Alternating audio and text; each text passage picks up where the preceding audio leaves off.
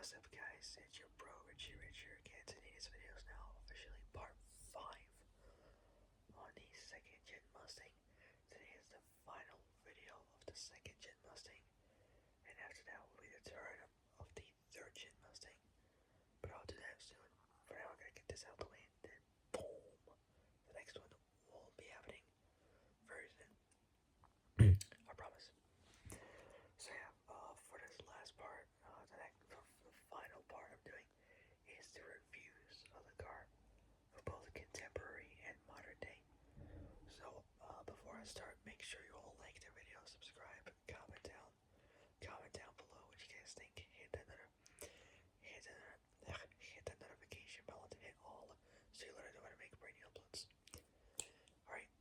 So without any further ado, let's finish this. So reviews are next. So starting off with the first one is contemporary. Sorry if my phone is shaking. It's just I can't hold it properly. It's shaking now. Just holding the phone. I don't know why. Maybe because I'm tired or something. I don't know. But anyways, fine my bed. But I just want to get this done first. So let's finish this. So reviews. Starting out with the first one is contemporary. Let's finish this. So the Mustang 2 was named Motor Trends carves a year. So carves a year in 1974. The last Mustang to achieve that honor until 1994. So achieve the last Mustang to achieve that honor until 1990. The last Mustang to achieve that honor until 1994, when the third gen was being released and whatnot. So achieved like that honor until 1994. Nevertheless, there are also mixed contemporary reviews, including consumer reports. So consumer reports reporting that there are better subcompacts on the market than the second. There are better subcompacts on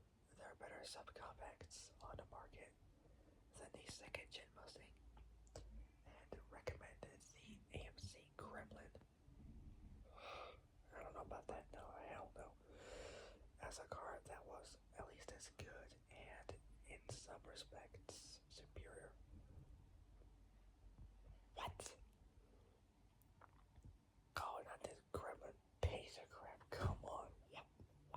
Why? No. In terms of seating, noise level, normal and emergency handling. So normal and emergency handling, and acceleration, and Rototrack. Rototrack described that the Ford was neither fast nor particularly good handling. I mean, it's true because they didn't even have like at that time like sportier brakes or suspension, like no Brembo iBox brakes. HGS didn't even have that, but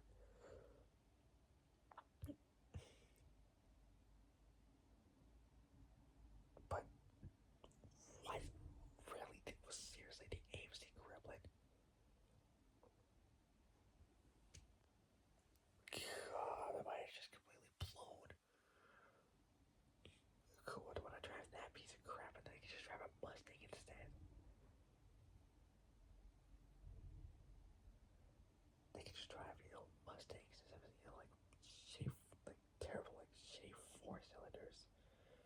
I don't even know what engine the AMC Gremlin even has. In fact, I don't even know what engine the AMC Pacer even has. This thing cars too, man, 2011. Because they both had like the Gremlin and the Pacers, which are just terrible.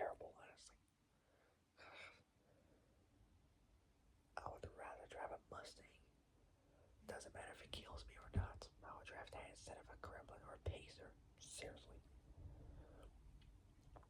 Anyways, there's a lot. So the Mustang 2 was named Motor Trend's Car of the Year.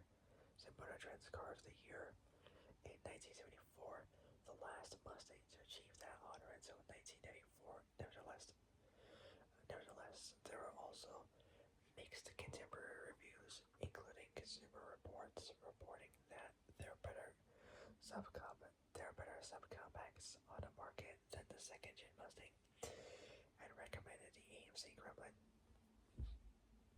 Hell no, hell no, no, no, no, no. And recommended the AMC Gremlin. Nope. Thank God if they put AMC Pays on it, I would lose the will to live. My mind would be blown if they did that, but thank God it didn't. So I recommended the AMC Gremlin.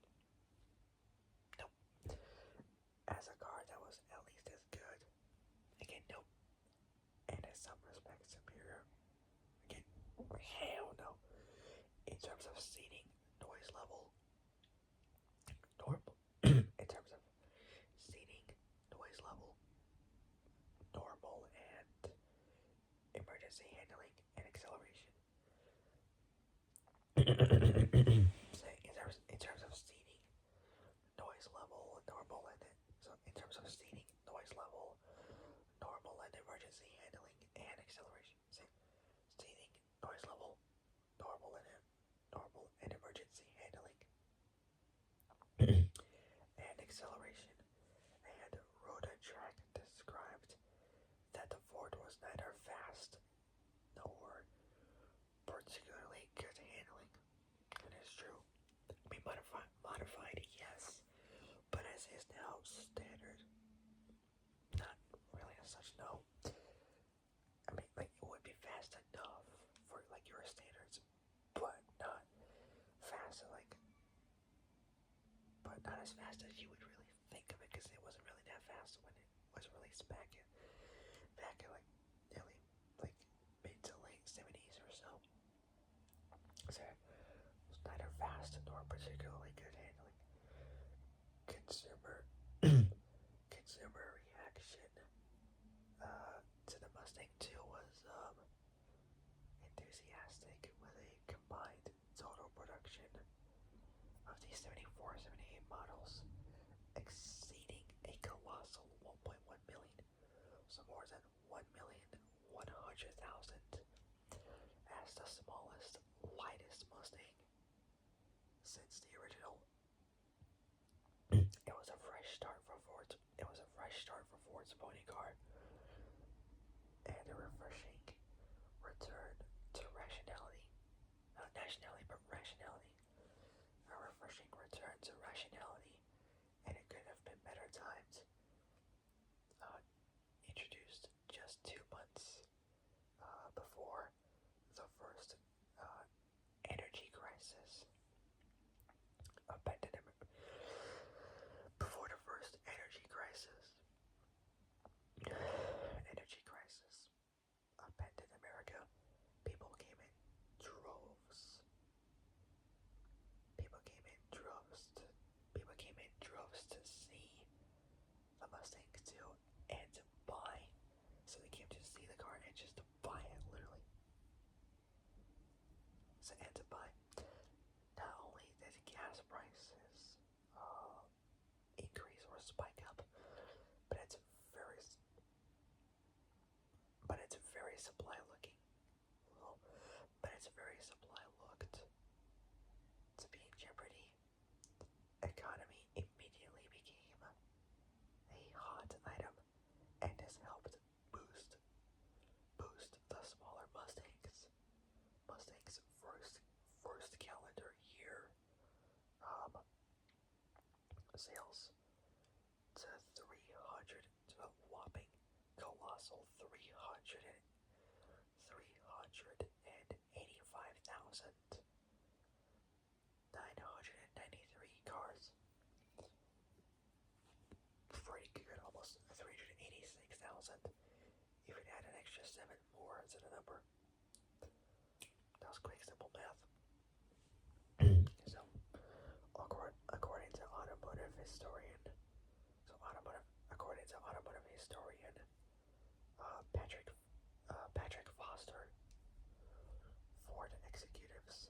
decided to call the car Mustang 2, since it's like second gen, all that kind of stuff. Since it was a new type of body car, designed for an era of, so since it was a new type of body car designed for an era of high gas prices, both high gas prices and fuel shortages. There we go. Many people have never warmed up to the Mustang 2. Some even complaining. It reminds them of the. Some even complaining. It reminds them of the Pinto, which in essence it kind of does look like a Ford Pinto if you line up together. But in its day, both the public and the press sang.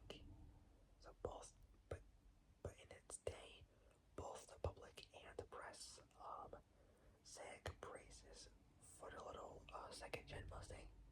After all, a car with excellent fuel efficiency, sporty looks, and a low price tag will always find acceptance.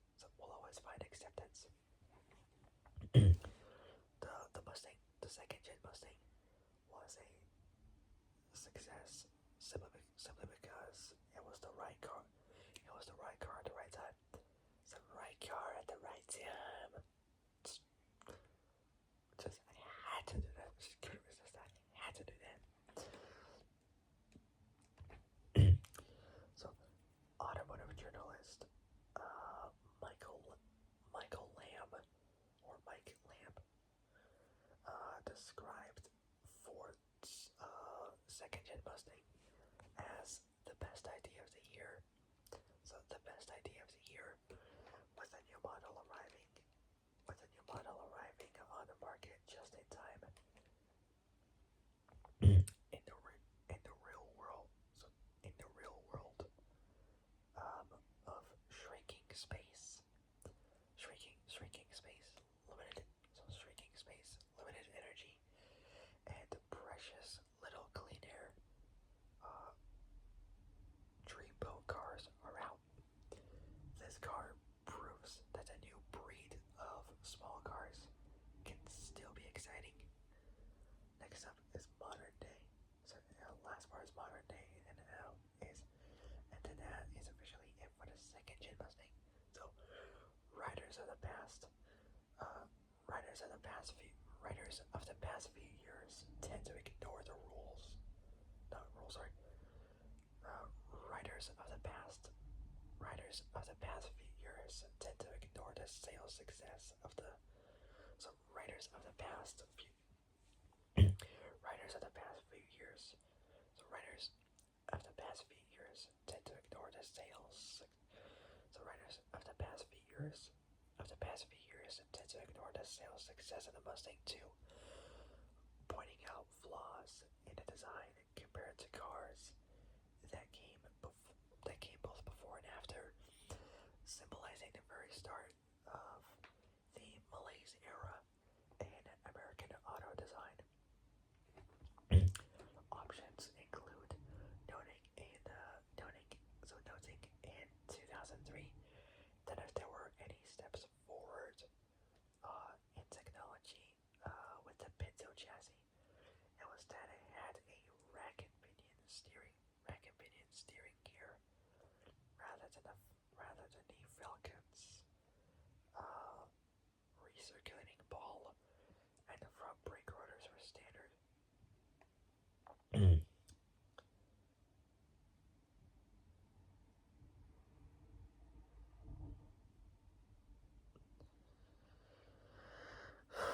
So, Edmunds,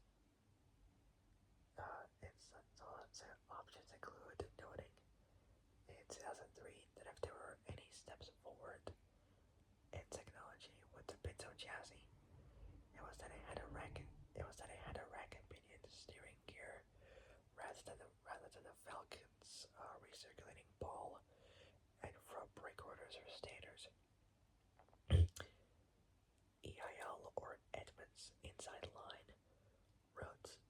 Mustang 2, it was too small.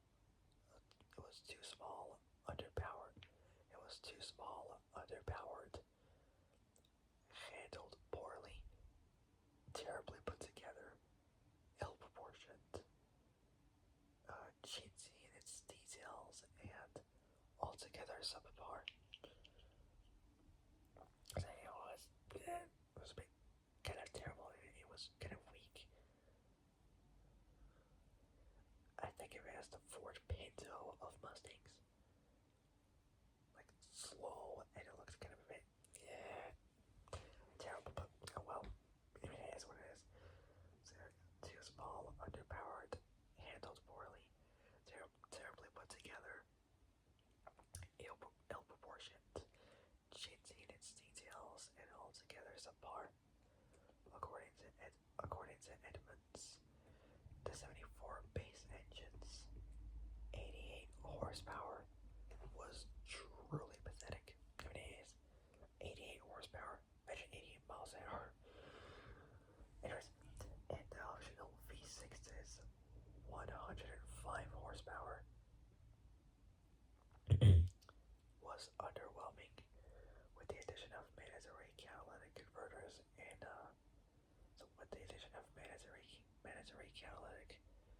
mandatory catalytic converters in 1975. These outputs fell to 83 and 97 horsepower. It was a bit. I mean, with the V6 instead of the base engine, I mean, just a little bit better by 17 horsepower, but it still is not enough. It's just not too well. So it was underwhelming with the addition of mandatory catalytic converters in 1975. These outputs fell to 83 and so fell to 83 and 97 horsepower. So 14 horsepower difference there. Respectively, in 1976,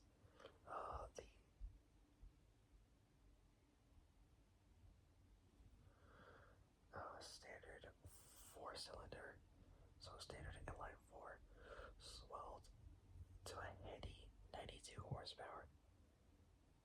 Say 92 horsepower. The V6 increased to 102 horsepower. So 102 horsepower.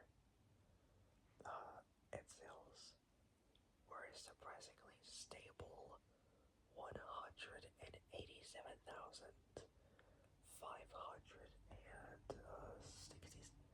So 187,000. So 187,567 units. A mere 1,019 less than in 75. Than it was at 1975. 2 years later, in 1977, the engine's power outputs dropped again. What? To 80 to both 89 and 93 horsepower. Are you kidding me?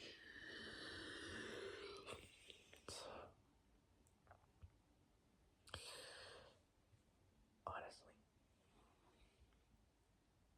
if you add those two numbers together, you get 182 horsepower, but still just nothing really. So power outputs dropped again to 89 and both 89 and 93 horsepower, respectively, and production dropped about 18% to 153,117 cars. So that was around 153,117 cars. It's like 34,000.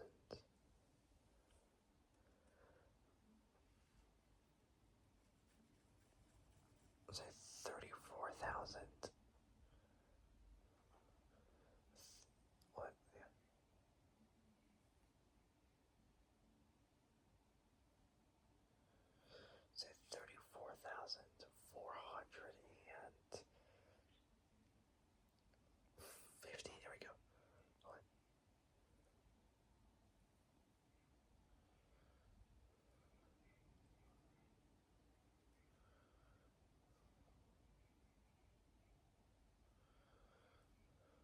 So 34,450 cars.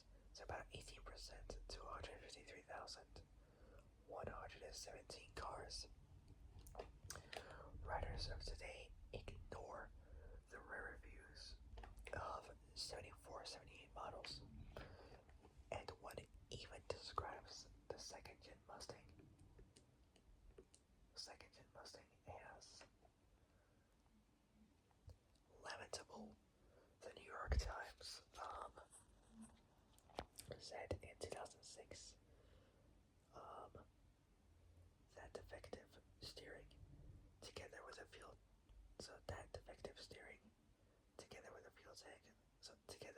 tank of the same design as in the Pinto, a car forever infamous for exploding when struck in the rear, which is true, because when you get rear-ended, like when you get hit in the rear in the Pinto, the fuel tank just explodes and it catches fire. Like I've seen it before happen, like in videos, which is true.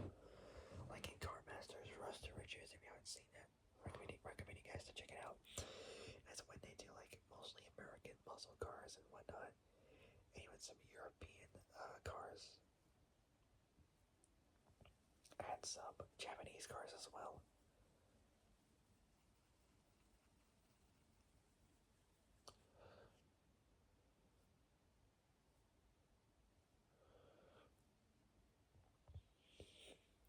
So in 1977, the engine's power outputs dropped again to 89 and 93 horsepower, so 4 horsepower difference. There, respectively, in production dropped about 18% to 153,117 cars. Riders of today ignore the rave reviews of 74, 78 models, and one even describes the Mustang 2 as lamentable. The New York Times said in 2006 that defective steering, together with a fuel tank of the same design as in the Pinto, a car forever infamous for exploding when struck in the rear, caused owners anxiety that was heightened by the fact that some second-gen Mustangs had Firestone 500 tires, notorious in the 70s for widespread failures.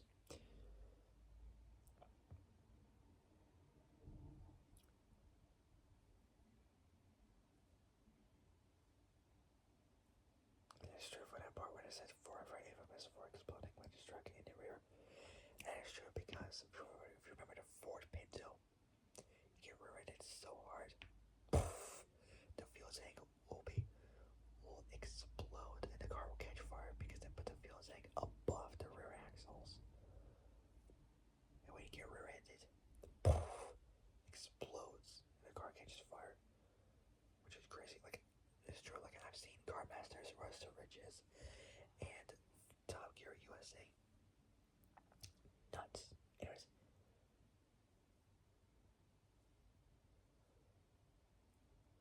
So the New York Times said in 2006 that effective steering together with a fuel tank of the same design as in the Pinto, a car forever infamous for exploding when struck in the rear, caused owners anxiety.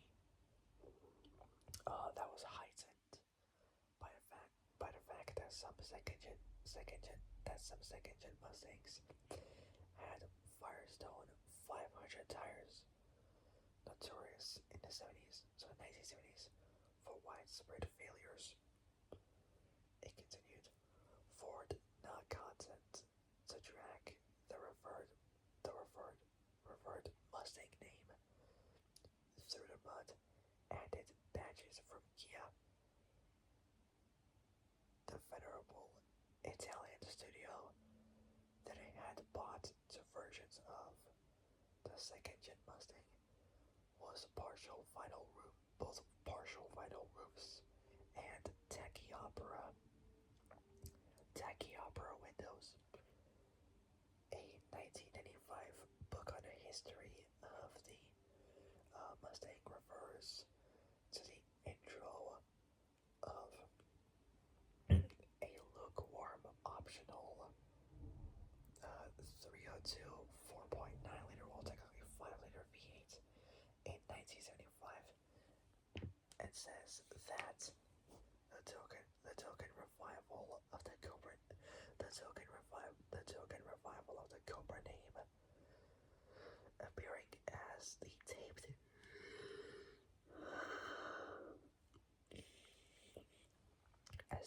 and striped Cobra 2. The following year did little to stem. The following year did little. The following year did little to stem.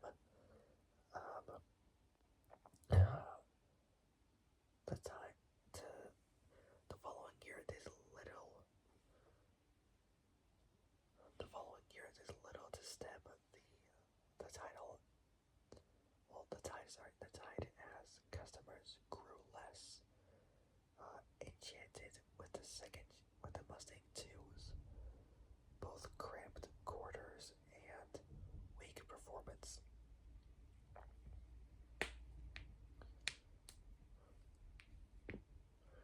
There was a steady slide in both 76 and 77, despite the 25% rise in sales for 1978. Not even the high-profile Cobra, with both its flashy decals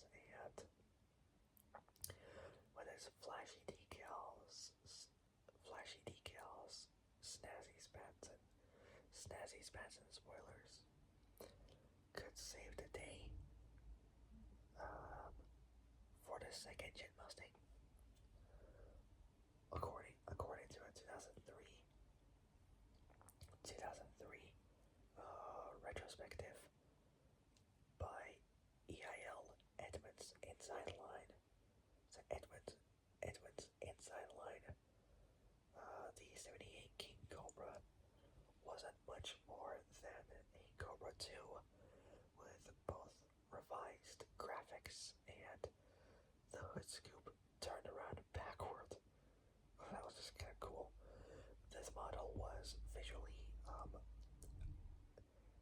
about as nutty a Mustang as has ever been built, but mysteriously production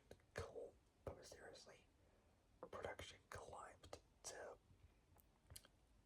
192,410 units.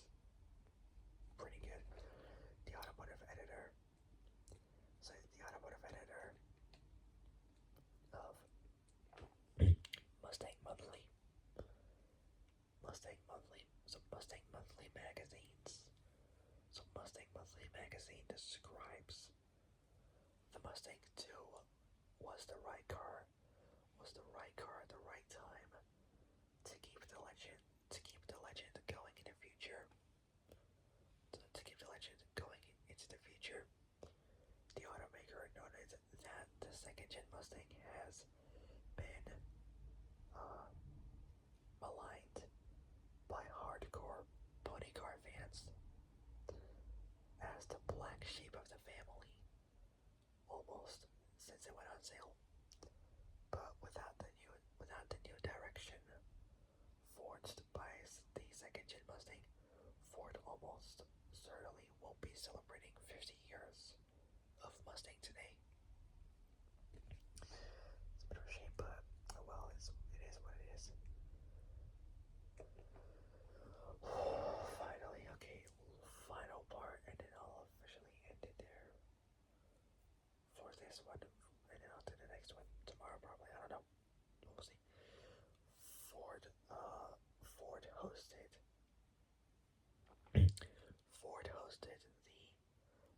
hosted the first Mustang, National Mustang 2 reunion. So National Mustang 2 reunion in 2016, less than 10 years ago.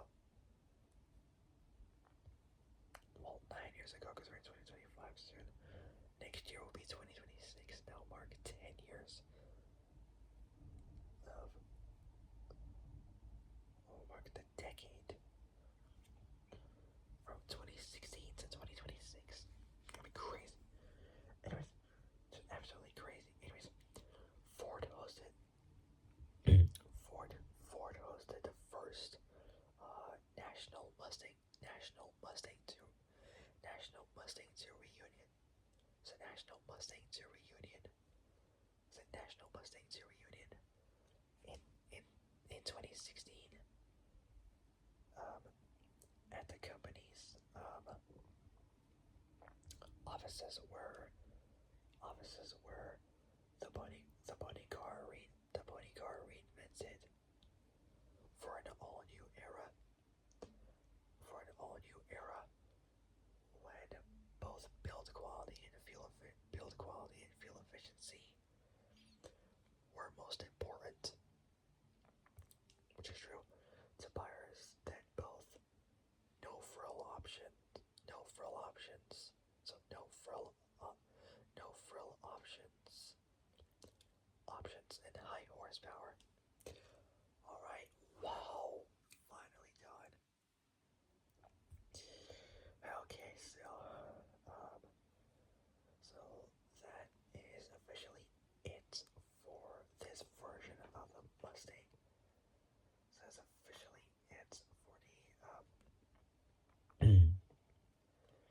officially it for the second gen Mustang.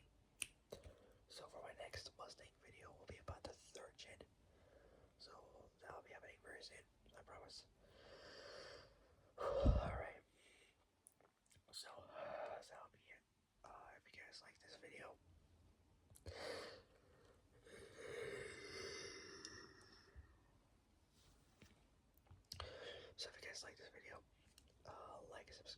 like and subscribe, comment down below what you guys think. Hit that notification bell to hit all